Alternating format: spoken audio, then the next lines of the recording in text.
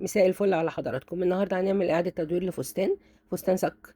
الديل بتاعه عادي، مش واسع خالص، لكن هو ممكن ينفع كجيبة، جيبة يعني صك عادية بسوستة من الجنب. بتاخدي طول الجيبة بتاعتك وبتزودي عليها تانية من تحت سنتي أو اتنين، وفوق بتعملي لها كمر. لو انت عايزاها استك ممكن تزودي 6 سنتي وتتني الاستك تركبيه، لكن يعني لو بكمر يكون افضل، يعني شكله بيبقى اشيك. المهم ان احنا بناخد ربع المحيط بتاع الوسط اللي هو نقوله مثلا 80. هتاخدي 20 و2 سنتي خياطات زي ما انت مطبقاه كده على 4. لو محتاجه بنسه برضو بتعملي حساب البنسه 2 سنتي كمان تاخدي بيهم البنسه. هنا بالنسبه للحته اللي انا بقصها دي المنطقه بتاعه الظهر.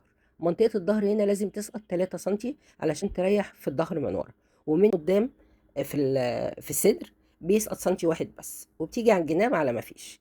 هنا الديل انا بعمله بشيل سنتي من الديل من تحت في الجنب عشان الديل ما يجنحش. لو الوسعة أكبر من كده بترفعي لحد 3 سنتي معاكي، علشان الحركة بتاعت إيه الجناب ما تدلدلش.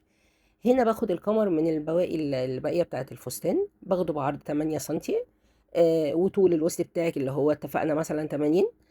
وبتزودي من الأطراف يعني في حدود 3 سنتي هنا و3 هنا.